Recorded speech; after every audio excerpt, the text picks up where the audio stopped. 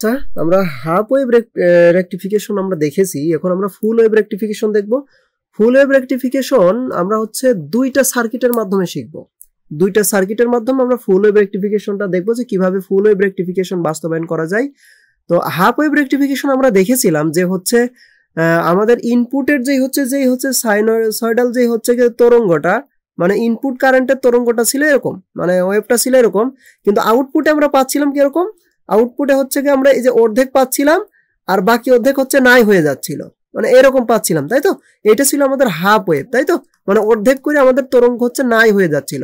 তো আমরা এখন চেষ্টা করব ফুল ওয়েভে যে আমরা এই যে অর্ধেক নাই হয়ে যাচ্ছিল, ফুল পুরোটা তরঙ্গের যে অর্ধেক নাই হয়ে যাচ্ছিল ওই অর্ধেকটাও আমরা পাবো, আবার ওইটাকে আমরা একমুখীও করব, মানে এই যে এইরকম করার চেষ্টা করব, মানে যে অর্ধেক নাই হয়ে যাচ্ছিল ওই অর্ধেকেও আমরা আউটপুট হিসাবে পাবো, এবং কি করব, এই দেখো সবগুলো একমুখী, মানে এই যে পরের মুখী কিন্তু কেউ নাই, ঠিক আছে? মানে এই যে নিচের মুখী কিন্তু কেউ নাই, সবাই কিন্তু এই যে উপরমুখী, সবাই একমুখী। তো এইরকম করার চেষ্টা করব, ঠিক আছে? মানে এইটাকে বলা হয় ফুল ওয়েভ। তো আমরা এই হাফ ওয়েভ তো দেখেছি, হাফ ওয়েভ ছিল যে অর্ধেক করে আমাদের নাই হয়ে যাচ্ছিল।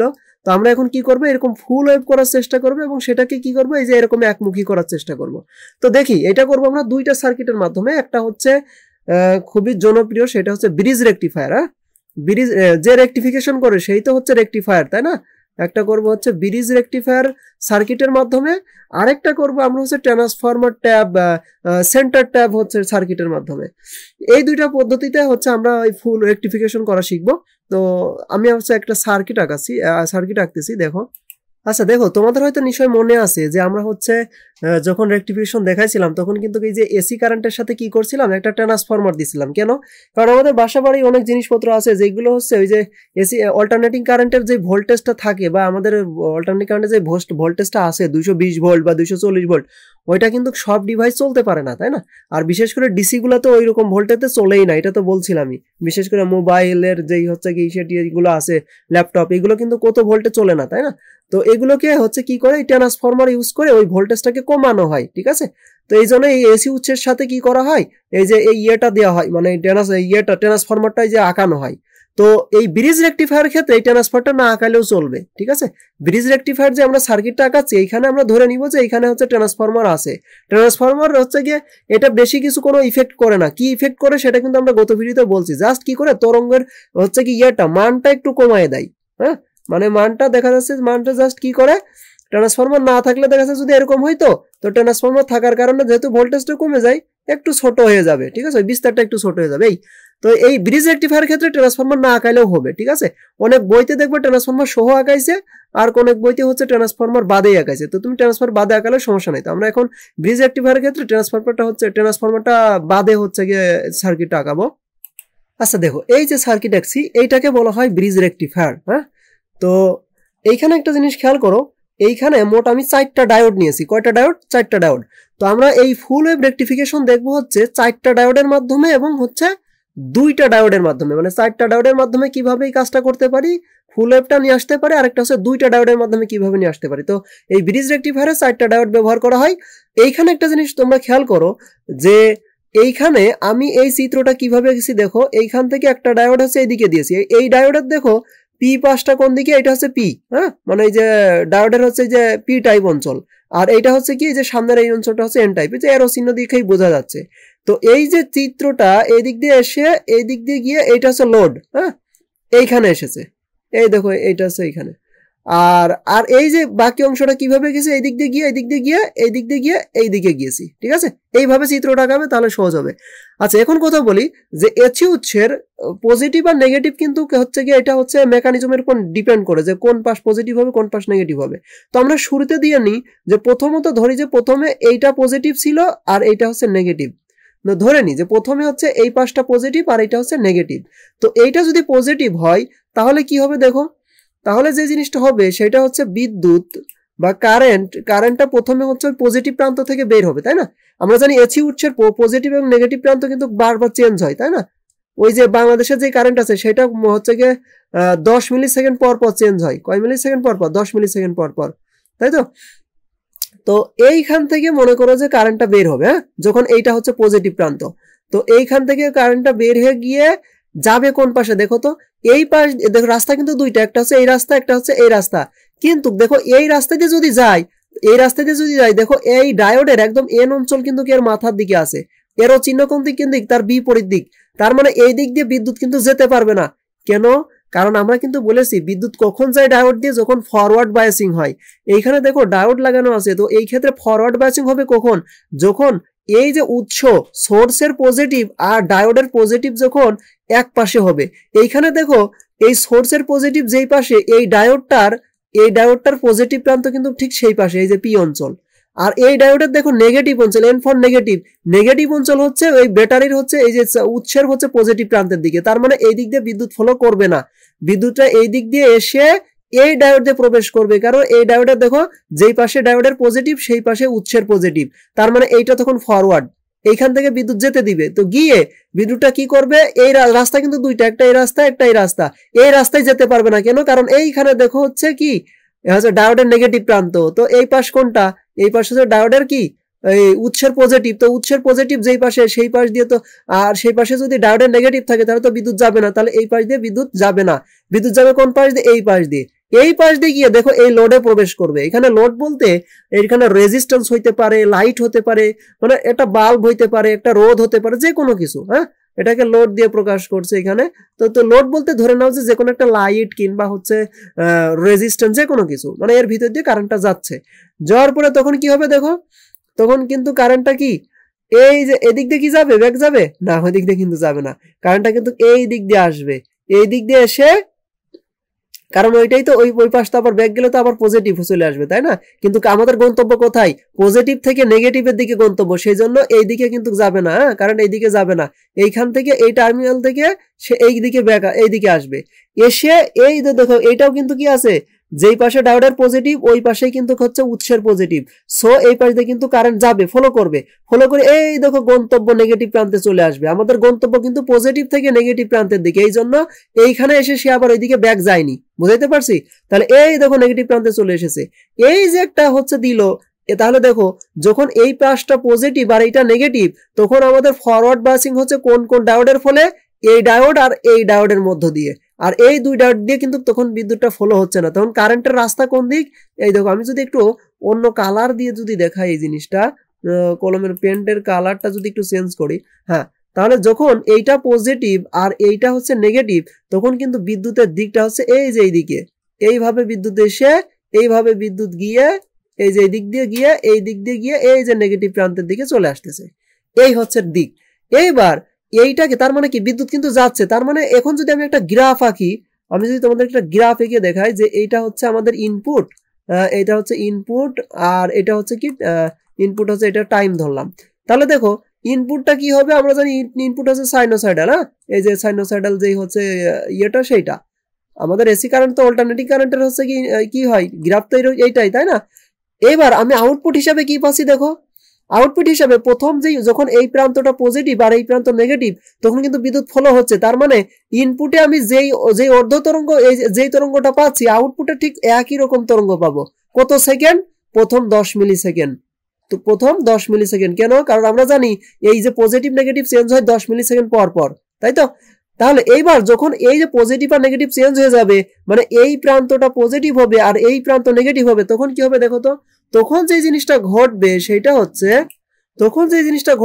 হচ্ছে, কারেন্ট কোন দিক দিয়ে বের হবে, এই যে পজিটিভ প্রান্ত থেকে বের হবে, এই পজিটিভ প্রান্ত থেকে কারেন্ট বের হয়ে কিন্তু যাবে, যে কিন্তু এইখানেই দেখবে যে বাধা, কারণ এইখানে যে ডায়োডের নেগেটিভ প্রান্ত, তাহলে এই ডায়োড দিয়ে কিন্তু সে প্রবেশ করবে না, সে যাবে কোন ডায়োড দিয়ে, এই ডায়োড দিয়ে, এই ডায়োড দিয়ে প্রবেশ করে কারেন্ট কিন্তু এই দিক দিয়ে যাবে না, এই দেখো এই ডায়োডের বাধা পাচ্ছে, তখন কিন্তু যাবে সে এই দিক দিয়ে, এই দিক দিয়ে গিয়ে এই লোডের ভিতর দিয়ে গিয়ে সে এই ডায়োডে প্রবেশ করবে, গিয়ে তখন এই প্রান্ত দিয়ে সে এই দেখো সে নেগেটিভে চলে আসবে। তাহলে তার রাস্তাটা কোনটা হচ্ছে, এই যে রাস্তাটা এই দিক দিয়ে এই দিক দিয়ে এই দিক দিয়ে এই রাস্তাটা হচ্ছে, তাই না? এখন একটা জিনিস ইন্টারেস্টিং, একটা জিনিস খেয়াল করো, এই প্রথম যখন এই পাশটা পজিটিভ ছিল, তখন কারেন্ট এই দিক দিয়ে গিয়ে লোডের মধ্যে প্রবেশ করতেছিল কোন দিক দিয়ে, এই দেখো ডান এই যে এই দিক দিয়ে লোডের মধ্যে প্রবেশ করতেছিল, আবার যখন এই পাশটা পজিটিভ হচ্ছে তখনও কিন্তু কারেন্টটা লোডের মধ্যে দিয়ে ওই একই দিক দিয়ে প্রবেশ করতেছে। যেহেতু লোডের মধ্যে দিয়ে একই দিক প্রবেশ করতেছে, তার মানে এই যে লোডটা মানে সেটা লাইট হোক ফ্যান হোক, এ কিন্তু কোনো ব্যতিক্রম কোনো কিছু অনুভব করবে না। সে তখন মনে করবে ওই আগে পজিটিভ এই পাশ থাকলেও যা, এই পাশ পজিটিভ হইলেও তাই, মানে এর কাছে ওই পজিটিভ নেগেটিভ চেঞ্জ হওয়া কোনো প্রভাব ফেলবে না, মানে আগে যা ছিল এখনো তাই, কারণ কারেন্ট কিন্তু তার কাছে একই দিক দিয়ে প্রবেশ করতেছে, বিপরীত দিক দিয়ে না।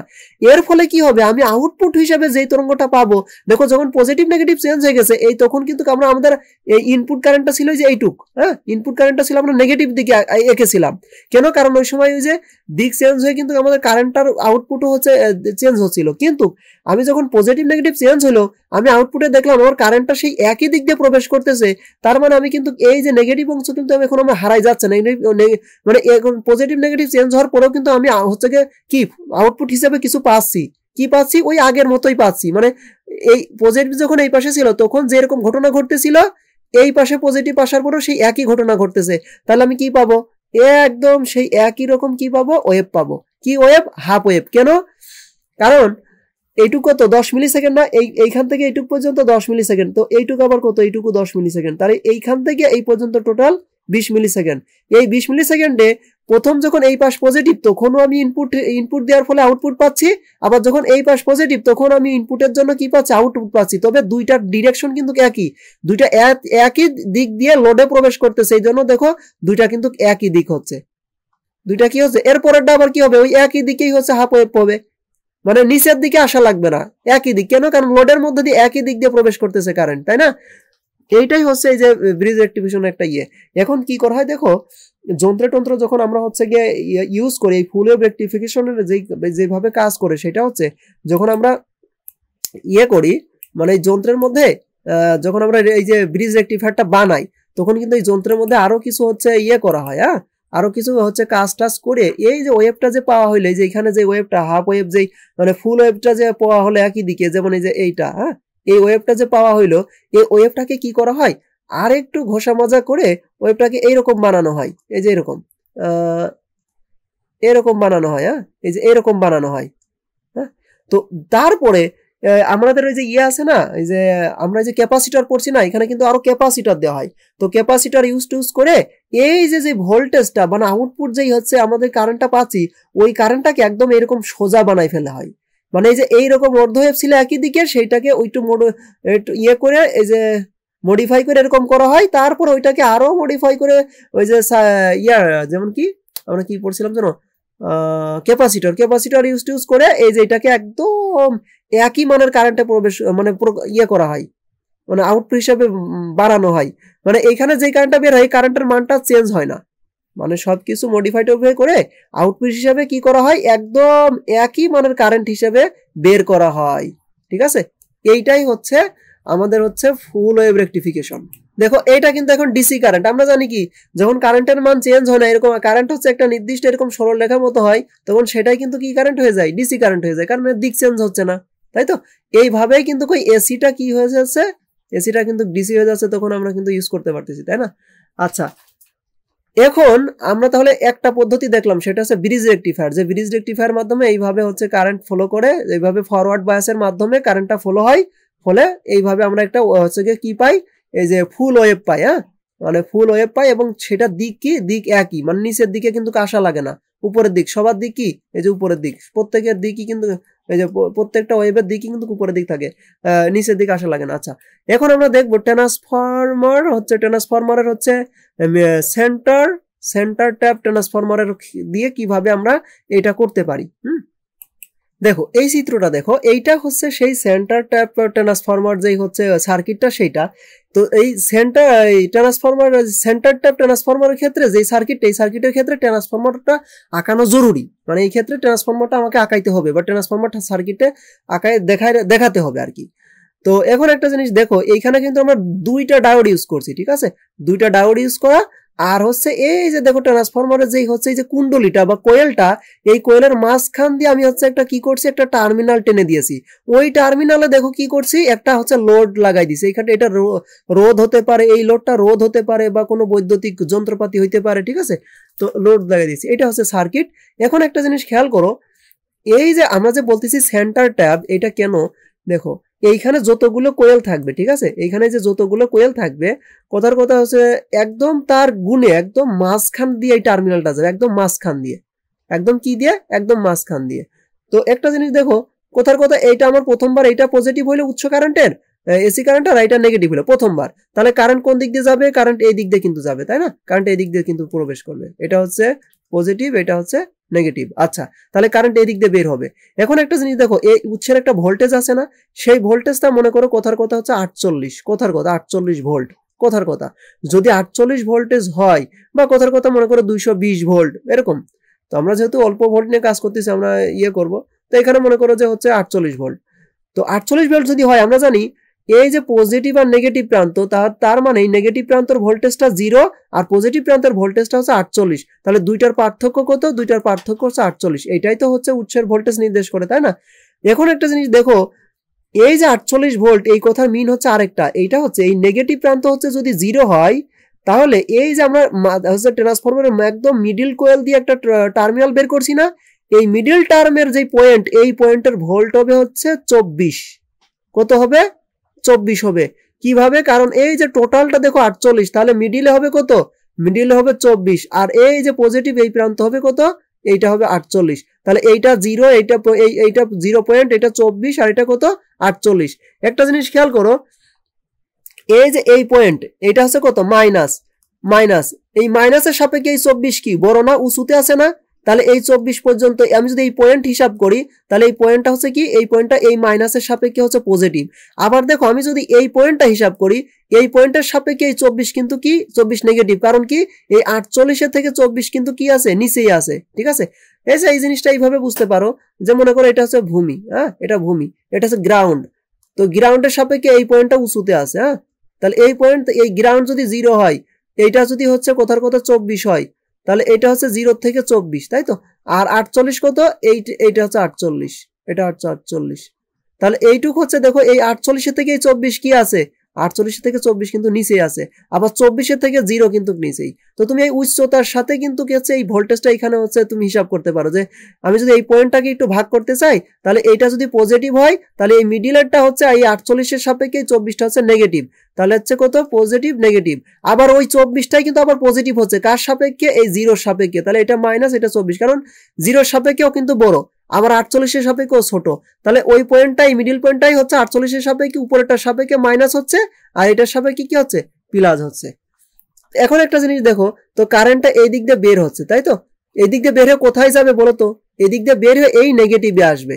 দেখো এই দিক দিয়ে কারেন্ট কিন্তু এই যে এর পজিটিভ প্রান্ত, এটা হচ্ছে নেগেটিভ প্রান্ত ডায়োডের, তো ডায়োডের পজিটিভ প্রান্ত দেখো এই সোর্সের পজিটিভ প্রান্তের সাথে যুক্ত, তার মানে এখানে ফরওয়ার্ড ব্যাচিং হবে, কারেন্ট যেতে দিবে, তো কারেন্ট এই দিক দিয়ে গিয়ে দেখো এই দিকে আসবে না, কেন, কারণ এইখানে দেখো এই ডায়োডের নেগেটিভ প্রান্ত, এই দিক দিয়ে তো কারেন্ট আসতে দিবে না, তাই না, কারণ এই নেগেটিভ প্রান্ত আর এই যে উৎসের পজিটিভ প্রান্ত একদিক হয়ে যাচ্ছে, তখন কারেন্টটা কি করবে, এই দিক দিয়ে গিয়ে এই যে এইটাকে নেগেটিভ ধরে নিয়ে এই দিকে কারেন্ট আসবে। আমরা জানি কারেন্টের গন্তব্য সবসময় পজিটিভ থেকে নেগেটিভ দিকে, তো এইখানে কারেন্টটা মূলত এই পজিটিভ দিকে এই দিক দিয়ে গিয়ে এই নেগেটিভ এসে পৌঁছাবে। আমরা এই যে 24টাকে কিন্তু 48 সাপেক্ষে নেগেটিভ ধরেছি, তাই না, এইখানে একটা টার্মিনাল যুক্ত করে দিয়ে, তাহলে এই দিক দিয়ে এই লোডের মধ্যে কি করবে, কারেন্টটা প্রবেশ করবে, দিয়ে এই নেগেটিভ প্রান্তে পৌঁছাবে। তার মানে এখানে কিন্তু কি হচ্ছে, কারেন্টটা কিন্তু ফলো হচ্ছে। তাহলে এইটুকের যদি আমি একটা গ্রাফ আঁকি, তাহলে আমি কিন্তু এইভাবে বলতে পারি যে ইনপুটের গ্রাফটা যদি এইরকম হয়, তাহলে এখানে আউটপুটটা হবে কেমন, আউটপুটটা হবে যে এইরকম, কারণ আমি এই যে ইনপুট, এই যে প্রথম 10 মিলি সেকেন্ডের জন্য কিন্তু ইনপুট যা, আউটপুটও তাই, কারণ এই যে এখানে বিদ্যুৎ ফলো হচ্ছে, বুঝতে পারছি। আচ্ছা, কিন্তু এর উচ্চতা একটু কমে যাবে, কেন, কারণ ইনপুটের ছিল 48 ভোল্ট, কিন্তু আমি কিন্তু এখানে 24 ভোল্ট পর্যন্ত নিয়েছি, 48 থেকে 24 বিয়োগ করলে কত হয়, শুধু 24, এখানে কাজ করতেছে 24 ভোল্ট, আমি কিন্তু এই 0-তে আসেনি। আচ্ছা, তারপরে যখন পরীক্ষণে এই পজিটিভ নেগেটিভ চেঞ্জ হয়ে যাচ্ছে, মানে এটা নেগেটিভ হয়ে যাচ্ছে, এটা পজিটিভ হয়ে যাচ্ছে, তখন কিন্তু কারেন্ট কি করবে, তখন কিন্তু কারেন্ট এই পজিটিভ প্রান্ত থেকে বের হয়ে, এই যে পজিটিভ প্রান্ত থেকে বের হয়ে কি করবে, দেখো এখন একটা জিনিস দেখো, এখন কিন্তু এইটা পজিটিভ, তার মানে এই প্রান্ত এখন পজিটিভ হয়ে যাবে, বুঝতে পারছি, আগে এই প্রান্ত নেগেটিভ ছিল, এখন এই পজিটিভের সাথে এই প্রান্তটা, এখন এইটা কি, এইটা কিন্তু নেগেটিভ, আবার এইটা পজিটিভ, এইটা নেগেটিভ, বুঝতে পারছি? মানে পুরো ব্যাপারটাই উল্টে যাবে যখন এই পজিটিভ নেগেটিভ এই উৎসের পজিটিভ নেগেটিভ প্রান্ত চেঞ্জ হয়ে যাবে। মানে আগে যেখানে যেখানে প্লাস ছিল এখন সেখানে সেখানে মাইনাস হবে, আর যেখানে যেখানে প্লাস সেখানে সেখানে হচ্ছে কি হবে, মাইনাস হবে। বুঝতে পারছি? তাহলে এইটা হবে পজিটিভ, এইটা হচ্ছে প্লাস, পজিটিভ ছিল তাহলে এটা নেগেটিভ, এটা নেগেটিভ ছিল তাহলে এটা পজিটিভ, এটা নেগেটিভ ছিল তাহলে এখানে হবে কি, এটা পজিটিভ ছিল তাহলে এটা হবে নেগেটিভ। এখন কারেন্ট এই দিক দিয়ে ফলো করে এই যে বায়াস, এইখানে দেখো ডায়োডের পজিটিভ, এই দেখো সোর্সের পজিটিভের সাথে মিল, তাহলে এখানে বায়াস যেতে দিবে, এইখানে গিয়ে এই দেখো কারেন্ট এই দিক দিয়ে ঢুকবে, ঢুকে লোডের মধ্যে প্রবেশ করে নেগেটিভে পৌঁছাবে। তার মানে এই ক্ষেত্রেও দেখো কারেন্ট আগের বার যে দিক দিয়ে প্রবেশ করতেছিল লোডে, এইবারও ঠিক সেদিক দিয়ে প্রবেশ করতেছে। তার মানে এইবারও কিন্তু দিক সেই একই হবে, মানে উপরের দিকই হবে। এইবার কিন্তু এই নিচের ওয়েভে কিন্তু কার আসবে না, মানে নিচেরটাই আমি কিন্তু কি হয়ে গেল, এই যে ডিরেকশন চেঞ্জ হয়ে কিন্তু একই দিক হয়ে গেল। বুঝতে পারছি? তাহলে এইভাবে মনে করো প্রত্যেকটা সময়ে যতবার পজিটিভ নেগেটিভ চেঞ্জ হবে এইভাবে চলতেই থাকবে। এখন দেখো কি হচ্ছে, এই দেখো ফুল ওয়েভ পাচ্ছি আমরা, মানে পুরো ওয়েভটার ফলে আমি আউটপুট পাচ্ছি। এই দেখো পুরো ওয়েভের যেই তরঙ্গ দৈর্ঘ্য পুরোটার জন্য আমি আউট পাচ্ছি, মানে এই যে এই অংশটুকু বাদ যাচ্ছে না, ওইটুকুর আউটপুট কিন্তু আমি যে এখানে পাচ্ছি, তাই না? মানে প্রথম 10 মিলি সেকেন্ডের আউটপুট তো পাচ্ছি, সাথে 10 থেকে 20 এইটুকুর আউটপুটও কিন্তু পাচ্ছি, তাই না? এই যে আমরা হচ্ছে হাফ ওয়েভে কি পাইছিলাম, হাফ ওয়েভের ক্ষেত্রে এইটুকের হচ্ছে আউটপুট পাচ্ছিলাম, কিন্তু এইটুকের আউটপুট পাচ্ছিলাম না। আর ফুল ওয়েভে কি ওইটুকের আউটপুটও পাচ্ছি, এই যে এইটুক পরের ক্ষণে আছে। তাহলে এটা হচ্ছে ফুল ওয়েভ রেকটিফিকেশন। এবং এটা কি হইলো, এক রেকটিফিকেশন মানে কি একমুখীকরণ। দেখো এই পুরো তরঙ্গটা দেখো একমুখীকরণ, বুঝতে পারছি? মানে পুরো একমুখে, দুই দিকে নাই কিন্তু। এইবার একটা জিনিস সেটা হচ্ছে এইটাকে একটু মডিফাই করে কি করা হয়, ওই যে উপরে তো এই যে তরঙ্গটা একমুখী তরঙ্গটাকে ওইটাকে এই যে এরকম করা হয়, এরকম করা হয়। তো এখানে ক্যাপাসিটর লাগিয়ে ওইটাকে একদম লেভেল করে দেওয়া হয়, মানে একদম ডিসি কারেন্টে পরিণত করা হয়, ঠিক আছে? একদম একমুখী ডিসি কারেন্টে পরিণত করা হয়। তখন আমরা এটা বিভিন্ন ডিভাইসে ব্যবহার করি। এটা মূলত হচ্ছে ছিল আর কি এই যে ডিসি কারেন্টকে হচ্ছে এসি কারেন্টকে একমুখী করা দুইটা পদ্ধতি।